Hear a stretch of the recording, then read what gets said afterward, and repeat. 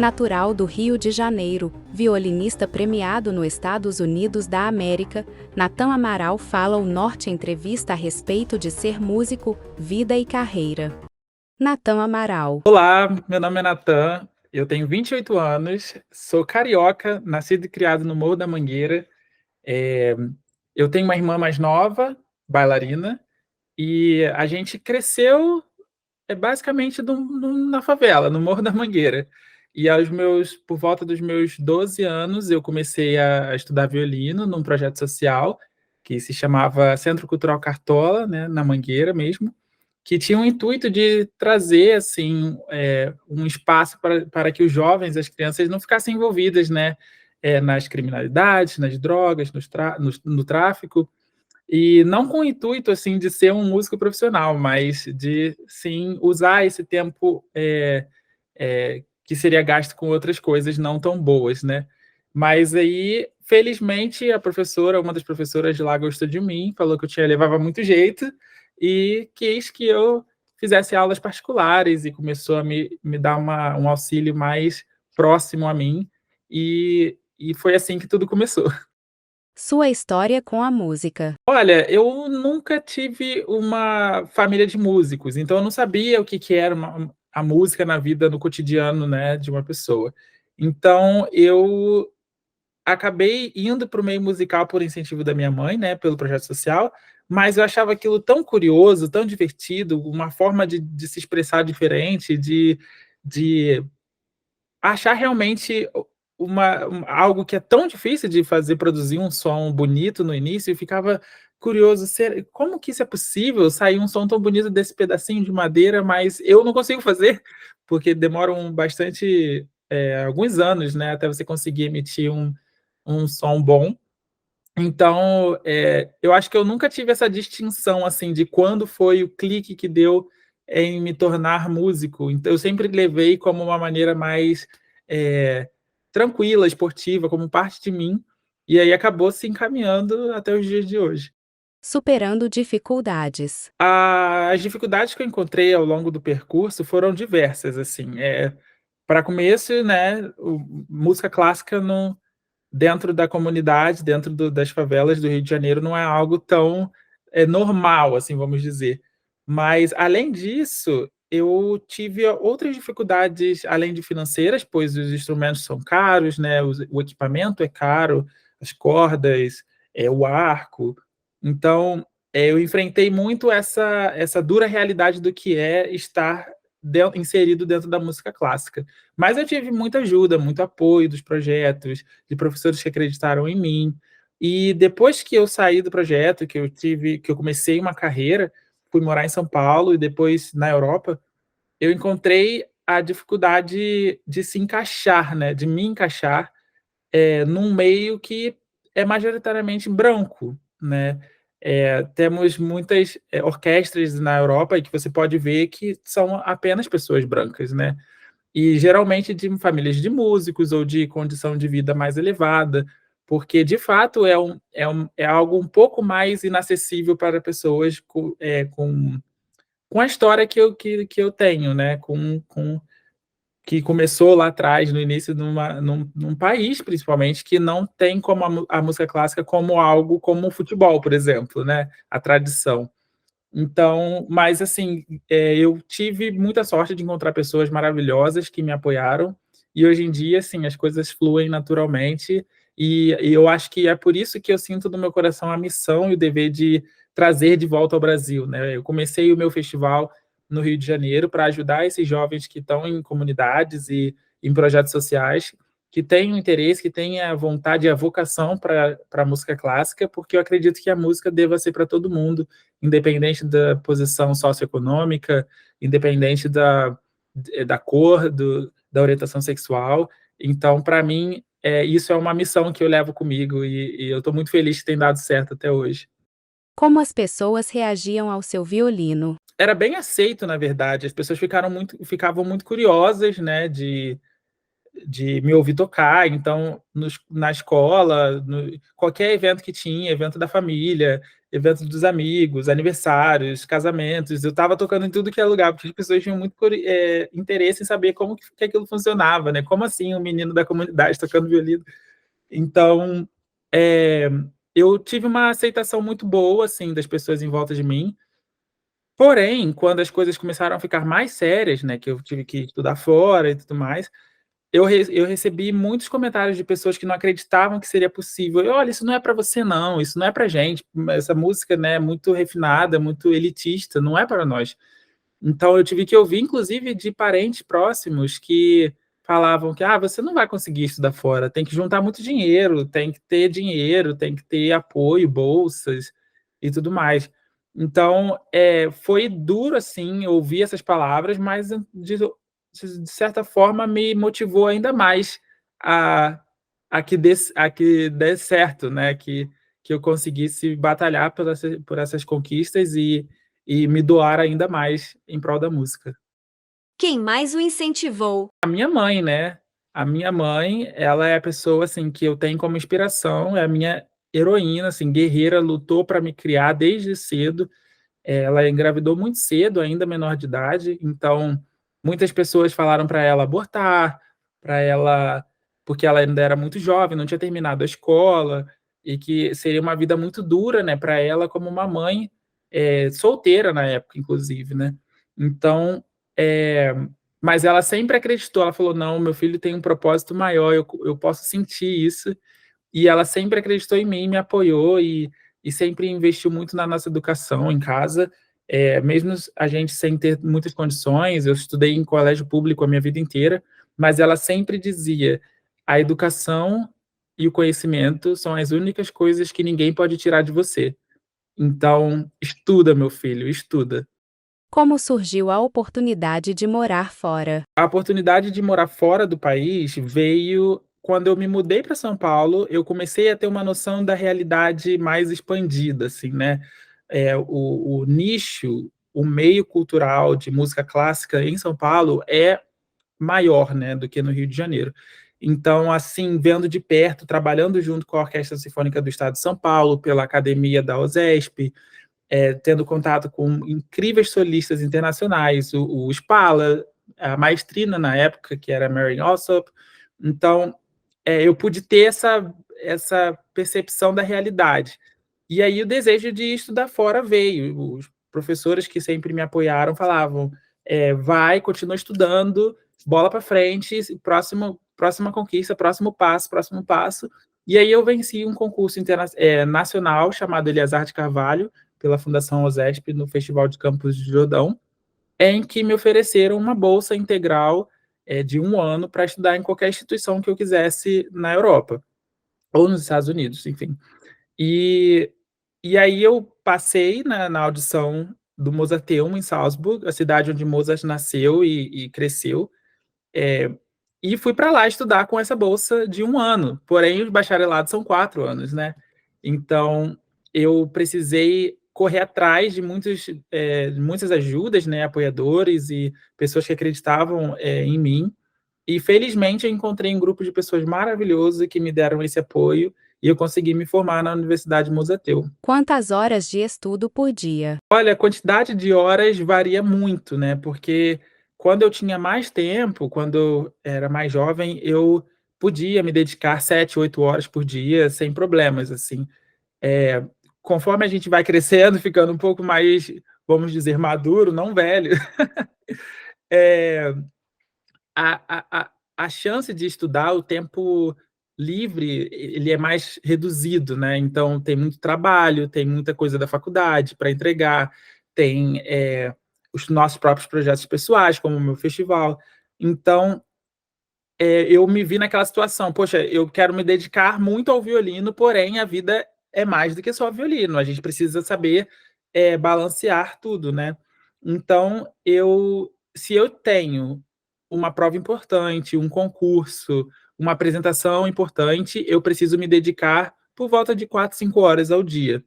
Quando eu tenho um pouco menos de tempo ou, estou num momento da minha vida que é mais tranquilo com relação à exposição em estar no palco, eu estudo por volta de 3 horas por dia. Prêmios que já ganhou. Poxa, todos? Se eu falar de todos os prêmios, calma aí. Nossa, eu vou ter que lembrar desde lá de trás. Eu comecei a fazer concurso internacional, assim, nacional também, muito cedo. Eu venci o concurso Paulo Bozizio, em Juiz de Fora, Minas Gerais, onde eu ganhei meu primeiro violino na época. Depois eu venci por 2 vezes o concurso Eleazar de Carvalho, em São Paulo, Vaslau Boskovski, em Curitiba, e entre outros mais, assim, nacionais. E depois, quando eu fui para fora, eu venci o concurso de melhor estudante no Mozarteum. Eu fui premiado com uma grande quantia, assim, que foi de auxílio à minha carreira. E é um prêmio que eles dão pouquíssimas vezes, né? Tem poucos jovens que, porque a universidade é muito grande, somos mais de 1.000 alunos, né? Éramos, eu não faço mais parte, mas eles me escolheram para representar assim, a universidade como um aluno de destaque. Também venci um outro concurso interno de violinos do Mozarteum. Um concurso muito importante para mim foi o de Viena, que eu precisei tocar o concerto de Mozart na final, a escola vienense é muito tradicional para o estilo tradicional clássico, né? De Mozart, Haydn.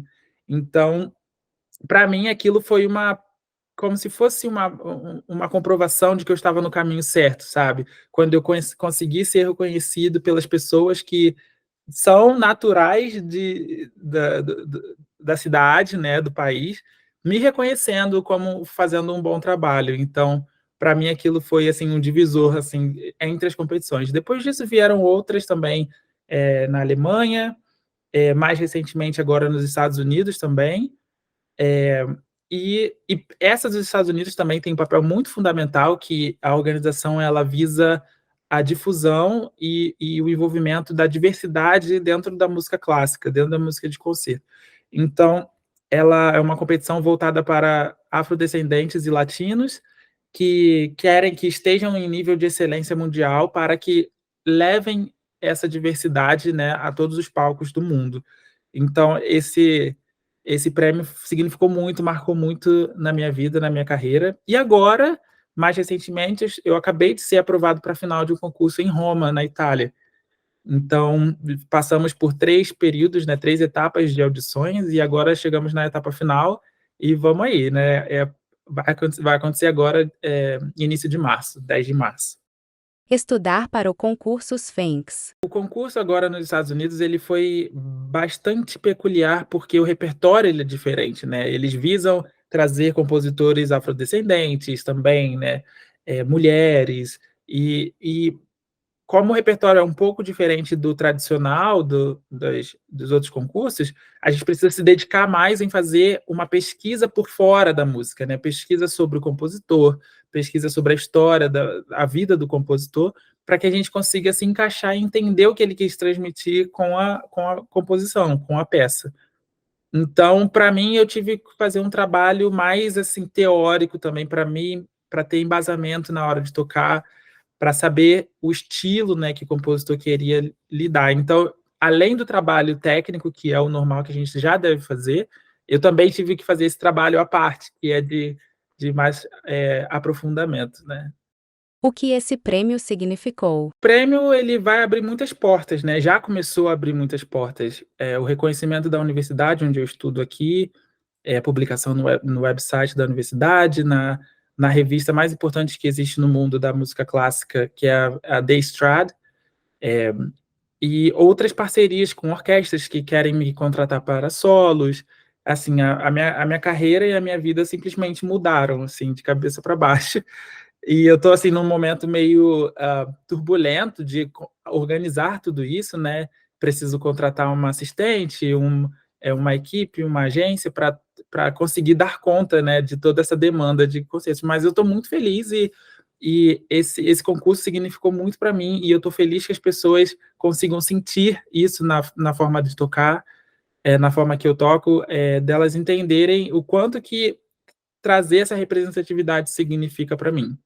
Vida pessoal. Essa é uma pergunta muito interessante, porque como a música sempre foi parte de mim, né, desde quando eu comecei, eu sempre tive muita curiosidade e sempre tratei a música com tanto carinho, num sentido de companheirismo, no sentido de fazer parte de mim, eu nunca destaquei a minha, a minha vida pessoal da minha vida profissional. Então é tudo meio que misturado, assim, sabe? Então, o meu círculo de amizade são colegas que tocam comigo. É, eu sobra pouco tempo para fazer outras atividades e hobbies, vamos dizer assim, mas eu gosto muito de me exercitar, de fazer esportes. Eu, antes de fazer violino, eu fazia karatê, natação, futebol, né? Então, eu sinto falta também de ter essa conexão com o desenvolvimento corporal, o que inclusive ajuda muito, influencia muito na música, né? Então, é isso, eu gosto muito de ler, eu encontro os meus amigos, a gente sai para ir no cinema, então, eu acho que, assim, é pouco, porém, por conta das viagens e tudo mais, mas não é algo que eu sinta defasagem na minha vida, né? Eu entendi o papel de cada coisa e como elas se combinam para viver em harmonia, né? Então, eu estou feliz assim. Viver de música clássica nos Estados Unidos da América. Eu vim para os Estados Unidos, assim, muito privilegiado por conta de uma bolsa integral da universidade. Eu entendo que essa não é a realidade para todas as pessoas, porém, eu consegui agora, nesse momento, estar morando aqui completamente de graça, desde setembro. Desde setembro, porém, antes disso, eu morava, na Alemanha. Então eu conseguia ter uma vida, me sustentar, né, e também com o apoio de outras pessoas do Brasil, que apoiaram meus estudos durante muito tempo, né. Então eu consegui construir uma rede, um círculo de pessoas que não são só apoiadores, mas também me contratam para trabalhos e colegas que tocam comigo também na Europa. E agora, depois do concurso, as orquestras têm me convidado para fazer apresentações solos, né, que aí a vida fica muito mais, fácil, né, de se sustentar, vamos dizer assim. Dificuldades que teve com os idiomas. Olha, eu fui para a Áustria, na verdade, sem falar muito bem alemão. Eu tinha feito 6 meses de curso, mais ou menos assim, da Fundação OSESP, na academia, mas não tinha muito, conhecimento. E dentro da universidade eles ofereciam um curso de 2 anos, 3 anos, que era para você ter essa iniciação na língua, né. Então eu tive essa sorte de poder ter o contato com a língua do zero lá, já vivenciando o dia a dia. Então isso ajudou muito. Mas, assim, tem muitas situações que às vezes eu acho que entendi uma coisa e não entendi. Quando a gente marca consulta ou alguma coisa por telefone também, porque os números são trocados, você tem que falar, quando você fala o número e a meia hora que você passa desse número, na verdade, eles estão falando 30 minutos antes de chegar a hora exata, né? Então você tem que fazer um cálculo para trás, assim, às vezes, né? Cada língua tem sua particularidade. No francês também, chega um momento que eles começam a fazer contas matemáticas, né, para chegar no número mais alto, ao invés de falar simplesmente a palavra, o nome do número.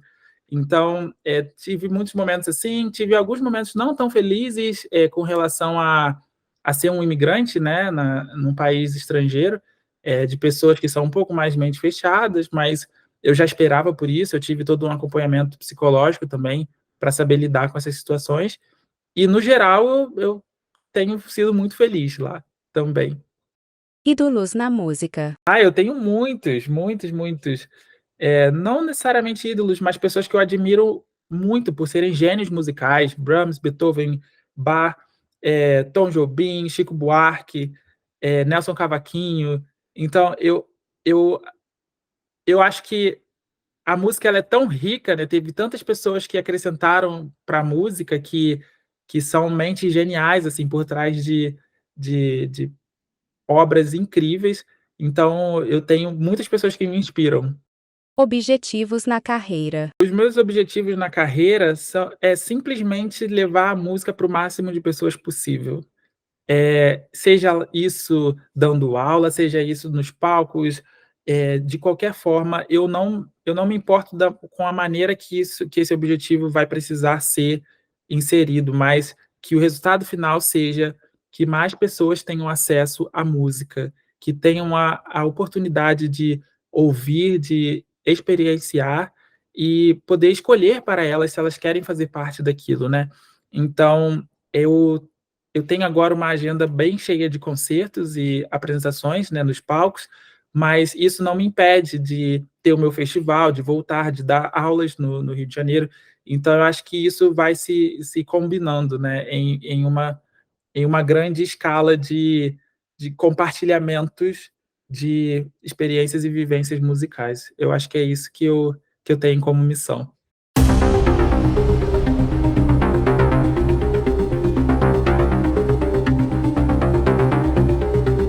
Acesse o portalnorte.com.br e confira a matéria completa.